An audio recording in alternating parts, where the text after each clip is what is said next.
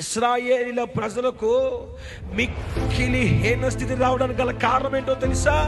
వారు దిగజారిపోయారు. ఈ స్థితిలో ఏ అనుభవాల్లో నువ్వు దిగజారిపోయావో ఆ అనుభవాలలో నుంచి ఈ రాత్రి దేవుని సన్నిధికి వచ్చి లోక సంబంధాలను తొలగించుకుని ఆత్మీయ నేత్రాలు తెలుసుకుని ఆత్మీయ ద్వారాలు తెరిచి శరీర సంబంధమైన ద్వారములు మూసి గోపురములో ఇప్పటికే ప్రవేశించిన నీవు, దేవునిలో ఇప్పటికే అడుగుపెట్టిన నీవు, ఆయన సన్నిధిలో ఇప్పటికే ఆత్మ పొందుకున్న నీవు, ఆయన సన్నిధిలో ఇప్పటికే ప్రభావం పొందుకున్న నీవు, ఉపదేశాన్ని పొందుకున్న నీవు, వాక్యాన్ని పొందుకున్న నీవు, పరిశుద్ధతను పొందుకున్న నీవు, నీతిమత్వాన్ని పొందుకున్న నీవు, నీతి క్రియలు చేస్తున్న నీవు, పరిచర్య చేస్తున్న నీవు, ఆరాధన చేస్తున్న నీవు, ఆయనను స్తుతిస్తున్న నీవు, నీ ఉన్న స్థితిలోనే ఉండిపోతే నీ ఒక కడవరి ఉద్యమపు జ్వాలగా మారలేవు.